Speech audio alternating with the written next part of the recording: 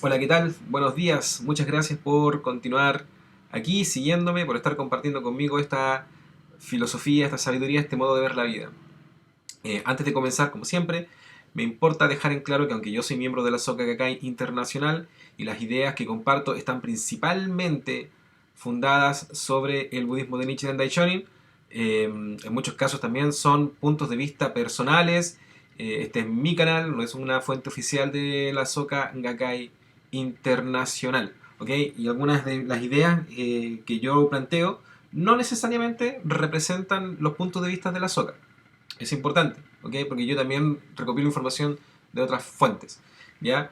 Y también de mi propia experiencia, obviamente. Aprovecho de enviarle saludos a Milarte, a Mauro Vázquez, a Patricia González, a Susana Dávalos y a Clarita Artesanías, que me han seguido ya desde hace un tiempo y han interactuado también muchas veces con estas publicaciones. Y les agradezco también sus preguntas, porque son sus preguntas las que me ayudan a mí a ver nuevos puntos de vista. Ya, como lo he dicho también otras veces, no crean en todo lo que yo les estoy diciendo.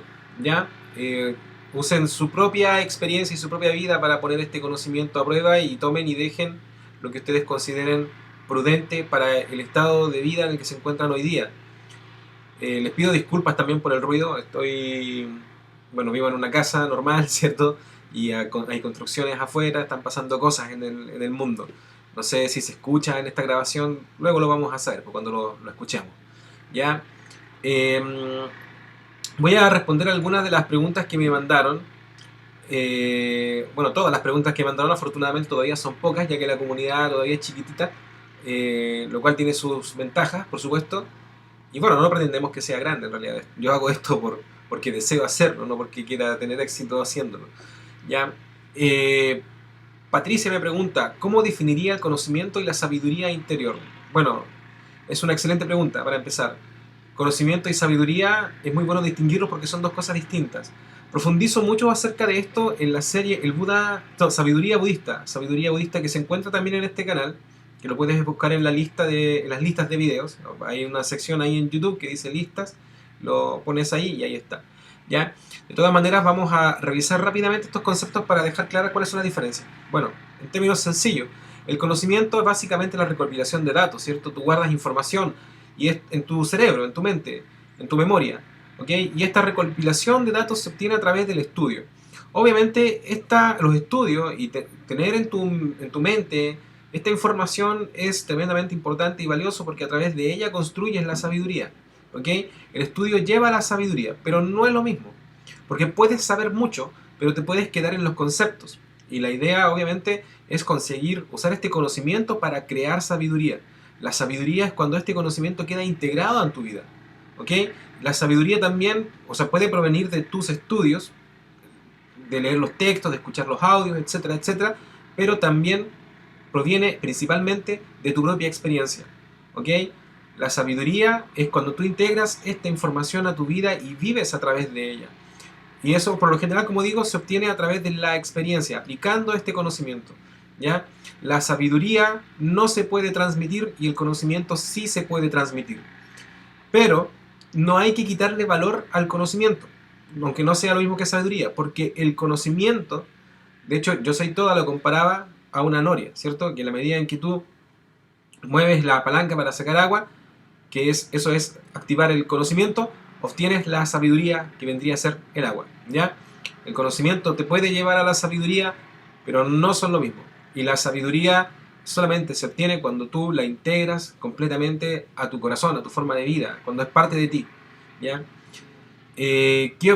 Como digo, puedes profundizar más de esto en la lista de videos de sabiduría budista. Luego me preguntas qué opino sobre el fanatismo religioso. Esta pregunta es muy importante porque el fanatismo religioso, el fanatismo en realidad de cualquier tipo, no está exento de ningún tipo de agrupación, no solamente de las religiones. Básicamente, también por lo mismo, yo dije en un video anterior que ni siquiera me gusta mucho definirme a mí mismo como budista, sino como un estudioso de mi vida, porque en general los ismos nos tienden a encasillar en un sistema de pensamientos que deja, eh, no deja espacio para los cuestionamientos. El budismo obviamente no es así, pero por un tema personal yo prefiero verlo de esta manera, definirlo como un estudioso. ¿Ok? El fanatismo básicamente comienza con la idea de que mi punto de vista es correcto y que es el único punto correcto. Como digo, o como dije, por esto comienzo muchos de mis videos estableciendo que no vengo a imponer verdades, sino a ofrecer un punto de vista. Por lo mismo, nunca he dicho una cosa como que esta es la religión verdadera y que todas las demás están equivocadas. Eso es fanatismo. ¿Ok? No diré que el fanatismo es necesariamente algo malo, porque prefiero no hablar en términos binarios de que esto es bueno y esto es malo, pero creo que proviene de esta ilusión de separación, que es opuesta a la conciencia de unidad que estamos ofreciendo aquí, ¿cierto? Que ofrece el budismo en términos generales y otras corrientes espirituales también. Pero ojo, que incluso siendo budista se puede ser fanático, ¿ya? Es importante reconocer eso. O sea, yo también en mi experiencia me he encontrado con muchas personas que viven esto de una manera un poco más absolutista, por así decirlo, ¿ya? Y mucha gente que también está en un camino espiritual también se ven en este juego de empezar a creer que lo que piensan ellos es la verdad solamente porque ellos lo piensan. ¿Ok? El fanatismo al final deriva de esa sensación, de la sensación de que tengo la razón, de que lo mío es lo correcto y que los demás están equivocados. ¿Ya? Eh, el fanatismo proviene del ego, del pequeño yo, que siente, básicamente es esto el punto. Pues digo, no es que sea bueno o malo per se, pero sí que básicamente es la consecuencia de sentir que estoy separado del resto y que a través de esa separación yo puedo establecer que yo tengo la razón y que los demás están equivocados, y de esa manera sentirme valioso y recompensado por este sentido de autoimportancia, de que yo soy mejor que tú, que yo soy mejor que él. ¿Ok? Así que en religión y en cualquier otra corriente de pensamiento, creer que lo que yo creo es la única verdad aceptable solo porque es lo que yo creo, conduce frecuentemente al conflicto y profundiza más en esta ilusión de separación, la sensación de soledad y toda clase de sufrimiento.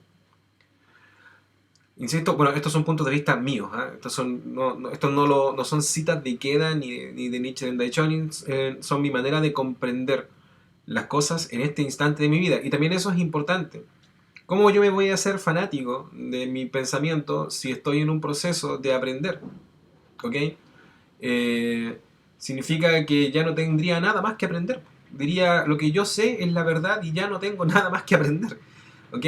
Y a lo mejor lo que yo te estoy diciendo va a ser completamente distinta a la respuesta que te podría haber dado dentro de un año. O la respuesta que te podría haber dado dentro de 10 años. ¿Mm? Me preguntas luego, ¿es verdad que todas las religiones son necesarias y cada ser encuentra la suya determinada a partir de su evolución o de su estado de evolución, ¿cierto?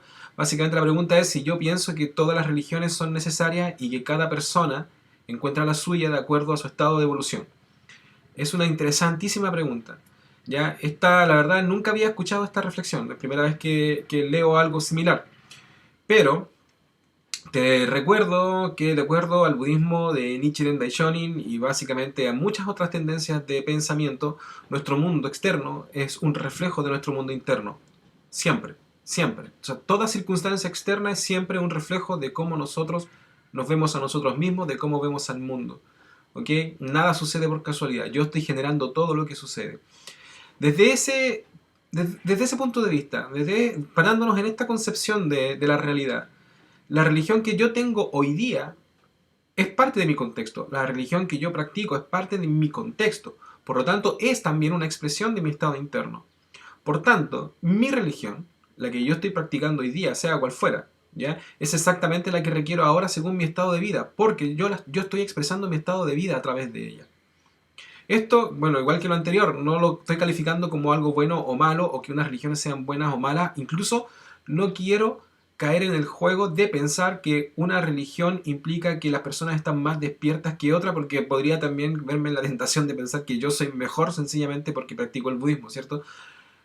Eh, Desde este sentido, lo que te estoy respondiendo también conecta con la respuesta a la pregunta anterior.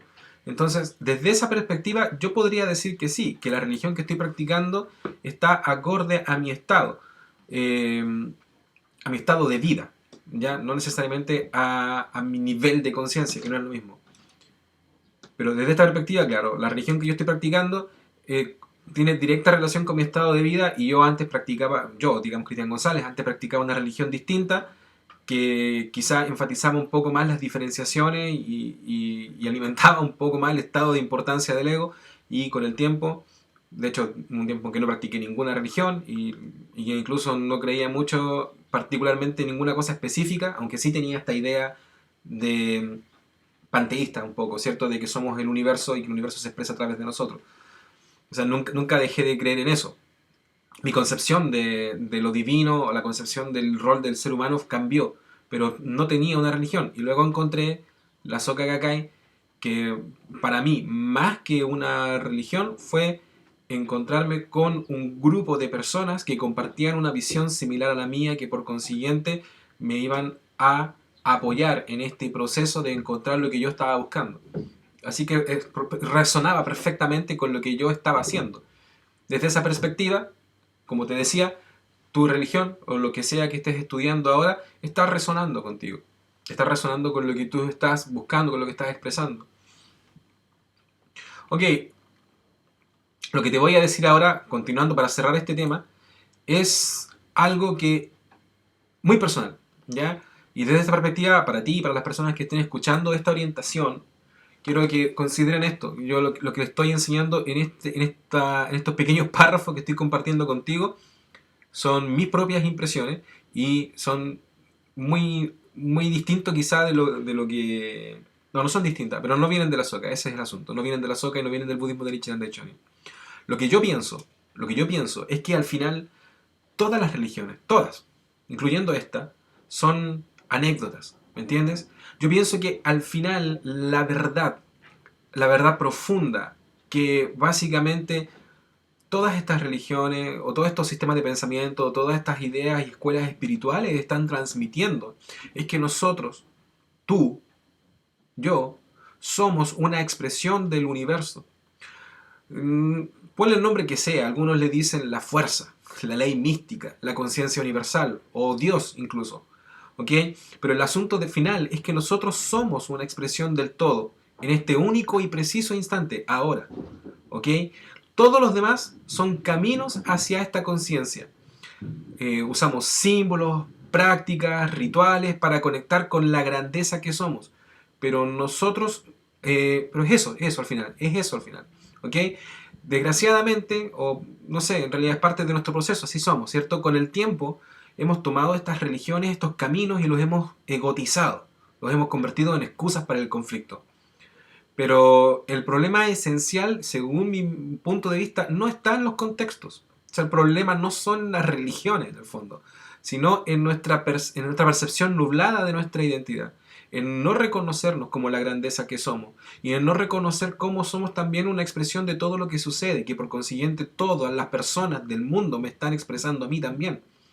Entonces nos paramos en nuestras diferencias, en nuestros conflictos, en que tú tienes que viajar al final del bus porque eres de otro color, en que tú estás obligada a asumir cierto rol porque eres mujer, etcétera, etcétera, etcétera. ¿Cierto? Porque no hemos llegado a entender que amando y respetando a cualquier ser humano, independiente de su historia y de su condición, nos estamos amando a nosotros mismos. ¿Ok? Y porque no hemos logrado entender que el otro no solamente me está expresando a mí mismo, sino que si yo estoy expresando al universo entero, el otro también. ¿Ok? Básicamente, pienso yo que muchos de estos caminos y religiones y corrientes espirituales contemporáneas van hacia esta misma idea, conducen hacia esta misma idea. Pero nosotros las hemos llenado de excusas para volver a diferenciarnos, volver a separarnos, volver a hacer la guerra, volver a crear conflicto. Eh, Independiente de lo que dije anteriormente, sí, yo practico el budismo Nichiren y creo en el budismo Nichiren. Pero lo creo principalmente porque me hace sentido y porque es un camino sencillo hacia descubrir esta naturaleza. Pero con sencillo quiero decir que carece de complejidades y de adornos y de símbolos que lo complejicen. ¿Ya? Pero eso no significa que sea fácil. Sencillo en este caso no quiere decir que sea fácil. Eh, pero como digo, esto es un punto muy personal, ¿ok? Pero yo creo que incluso en la última instancia, cuando logro una conexión absoluta y real con esta conciencia, incluso esta práctica puede volverse innecesaria. Y con esto no quiero decir que no sea útil. De hecho, te invito a usarla. Y yo, por mí, sería genial que más personas la practiquen, ¿cierto? Estoy invitando también a que otras personas practiquen esto. Pero es importante recordar que al final del día, toda la grandeza de Nam-myoho Renge Kyo, en realidad eres tú, ¿ok? Y no un agente externo. No la religión, no la soca, no, no sé, cualquier otro símbolo, cualquier otra religión que tú practiques, ¿ya? Vamos a la siguiente. ¿Todo lo que pasa en el presente es porque ya lo hemos vivido? Sí y no. Bueno, esta pregunta también es interesante y compleja de responder, ¿ya? Lo que estás expresando en este instante es consecuencia de tus acciones y pensamientos pasados. Tus creencias te sumergen en patrones que repites durante toda tu vida y que te llevan continuamente a repetir circunstancias para confirmar tus creencias, pero no necesariamente ocurren de la misma forma. O sea, de manera muy resumida, esto es el karma. En el fondo, tú estás continuamente repitiendo los mismos sufrimientos porque hay creencias, si lo quieres ver desde una perspectiva más psicológica, hay creencias instaladas en tu subconsciente. Por ejemplo, no lo sé, estoy tratando de encontrar algún ejemplo. Por ejemplo, todos los hombres son infieles, ¿ok? Una creencia que de hecho muchas mujeres la tienen. Entonces, ellas tienen esa creencia y cada vez que generan una relación en su vida, se encuentran con un hombre infiel, ¿cierto? O se encuentran con un hombre fiel, que las quiere y las respeta y las trata bien, pero en algún momento deciden separarse porque algo les empieza a molestar. ¿Okay? No estoy criticando a las mujeres, quizás debía haber puesto el ejemplo de los hombres, haber dicho los hombres que piensan que todas las mujeres son infieles, ¿ya? Eh, pero esa creencia, el hecho de mantener una creencia específica, mantiene en tu vida un patrón que te lleva a atraer esa misma clase de circunstancias una y otra vez a tu vida. ¿Ok? O sea, entonces no significa que todo lo que estamos viviendo en el presente ya lo hayamos vivido, pero sí que tu karma básicamente te impulsa a repetir una y otra vez los mismos patrones. Pero de eso se trata esta práctica, de crear conciencia y ponernos por encima, ¿cierto?, de esta circunstancia o de nuestro sistema de pensamiento y poder observarlo, ¿ok? Poder ver con claridad quiénes estamos siendo y cuáles son nuestros patrones y empezar a romper esas creencias y empezar a romper esos patrones, ¿ok? Cambiar nuestro karma. Para eso practicamos el budismo de Nichiren Daishonin y básicamente la mayoría de las prácticas espirituales están orientadas a eso, a poder observarnos y hacernos presentes y a dejar de lado todas esas creencias limitantes que básicamente están basadas en experiencias pasadas para seguir repitiendo el sufrimiento que hemos seguido repitiendo, valga la redundancia, durante nuestra existencia o nuestra vida toda, ¿cierto? ¿Es verdad que nadie puede cambiar a nadie, solo a nosotros? Bueno, esta es una de las más grandes verdades. Efectivamente, así es. Por lo menos así lo creo yo. Y así lo creen muchas personas también. ¿Ok? Si desde esta perspectiva, de la perspectiva que estamos hablando, desde este sistema de creencias es totalmente cierto.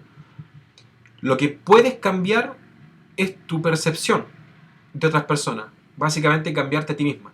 Si cambias tú, y esto lo dice el budismo de Nichiren Daishonin, ¿cierto? Si cambias tú, cambia tu entorno.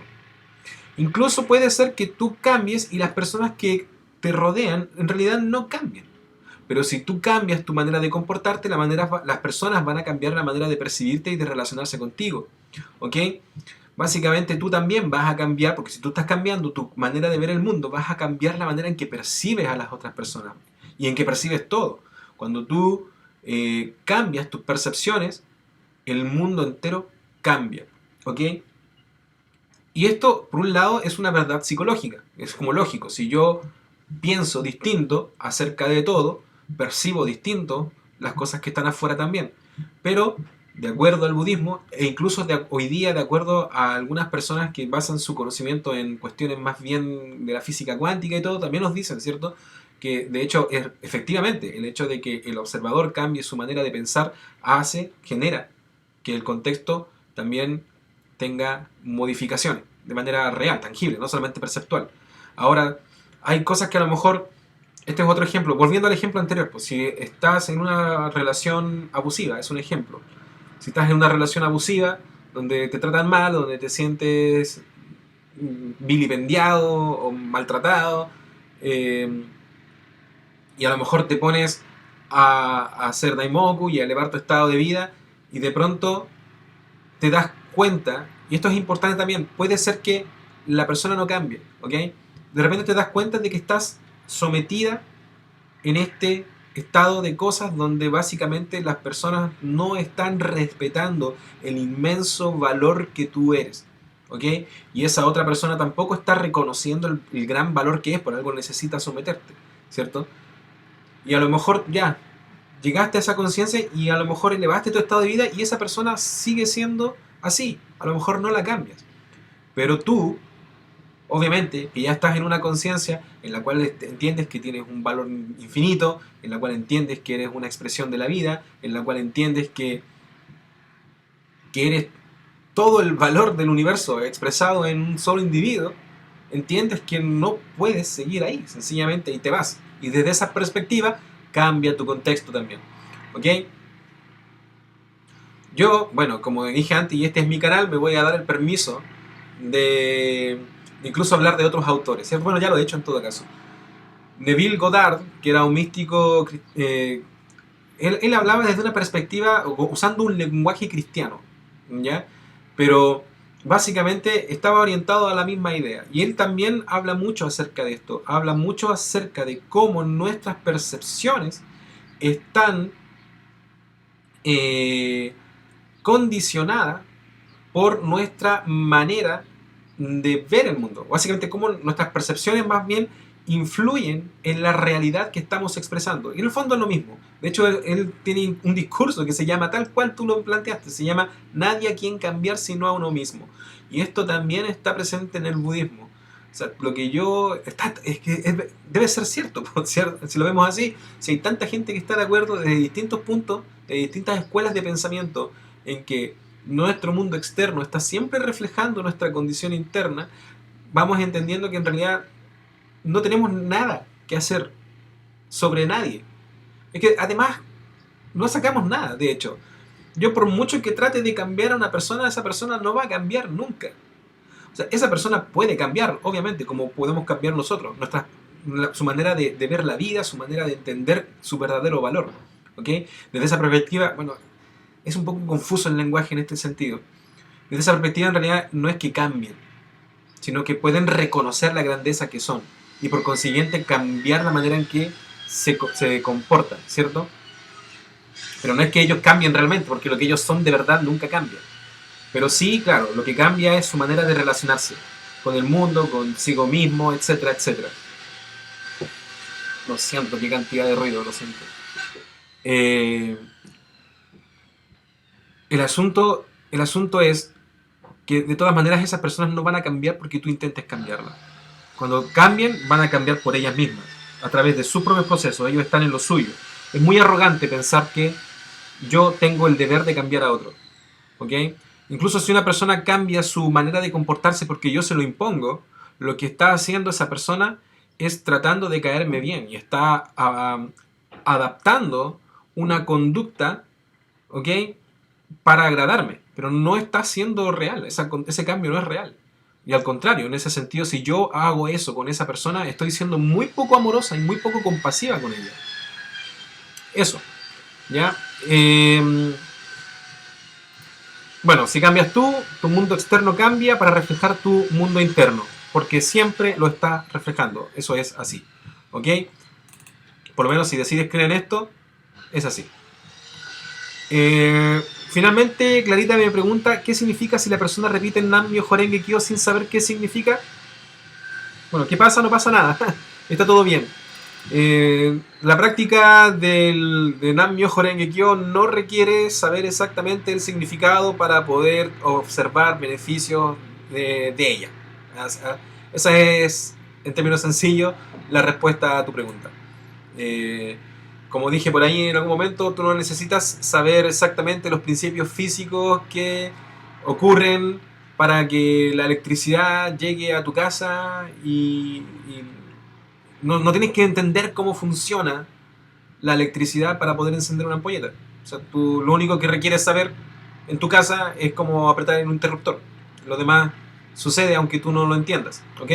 Así que sí, practicar Nammyo Horengekyo va a tener repercusión en tu vida, aunque sepas o no cuál es su significado.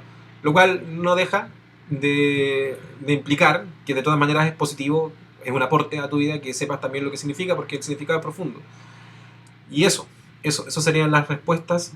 Voy a cortarlo. En realidad, me extendí bastante por un lado y por otro lado tenemos este inconveniente del ruido, ¿cierto? Así que muchas gracias y nos vemos en el próximo audio.